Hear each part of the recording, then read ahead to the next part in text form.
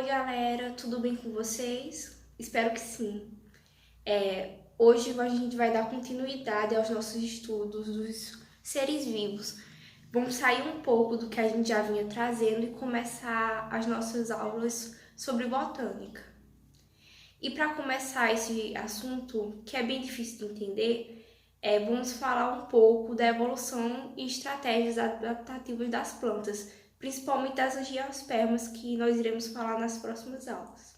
Começando a falar da epiderme das plantas. Externamente, ela pode depositar cutina ou cera para impermeabilizá-la. Além disso, ela tem anexos como os estômatos, que são relacionados com a transpiração e a troca de gases entre plantas e o ambiente. Temos os tricomas, que são estruturas que evitam a perda de água em excesso pela transpiração. Os pelos costumam estar na raiz, sendo responsáveis pela absorção de água e minerais do solo. Os acúlios pontiagudos têm função de proteção, os que são os famigerados espinhos. Em relação às raízes, elas podem ser raízes de suporte, são aéreas e dão equilíbrio à planta, geralmente as que vivem em solo pantanoso. Também temos as raízes tabulares, que são raízes que se fundem com o caule, formando um aspecto de tábua, de onde vem o nome, né? Já as raízes estrangulantes são raízes aéreas de uma planta que se hospeda no tronco de outra. O crescimento delas pode impedir a circulação de seiva nessa outra planta hospedeira. Já as adaptações especiais do caule, elas são a primeira, a rizóforo, que são ramos caulinares que crescem em direção ao solo e formam raízes adventícias, que auxiliam na sustentação e na estabilização da planta, que são comuns nas plantas dos mangues, por exemplo. Temos o caule volúvel, que não consegue sustentar suas folhas, então ele se escora em qualquer outro suporte, como é o exemplo das trepadeiras. Temos o caule rastejante, também não consegue sustentar suas folhas, sendo rente ao chão. Já o cladódio é um caule aéreo modificado que tem função de fotossíntese e reserva de água, que é o exemplo do cacto. Tem o tubérculo, que é um caule subterrâneo, rico em material nutritivo como a da batatinha.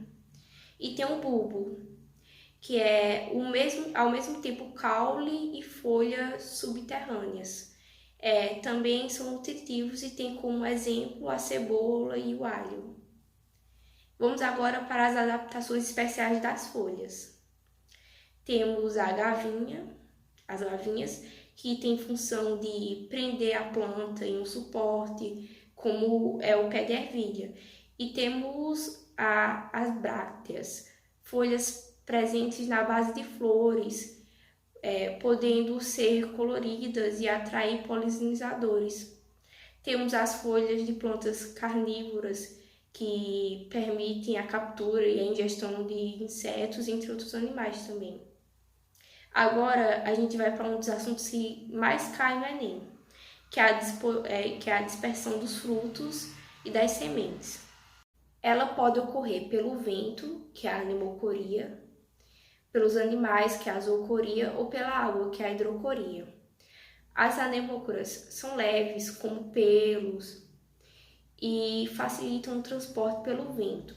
Já as zoocoras têm frutos atraentes que servirão de alimento para animais e as sementes sendo eliminadas pelas fezes ou em outros locais, ou então se prendem nos animais quando elas são secas, podendo ser levadas para outros lugares.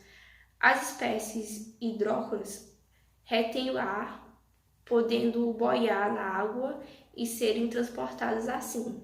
Interessante, né? Como as plantas têm tantos truques para se reproduzir e se adaptar ao meio ambiente, né? Essa é só a primeira aula da botânica.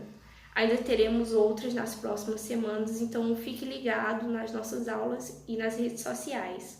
Muito obrigado por assistir.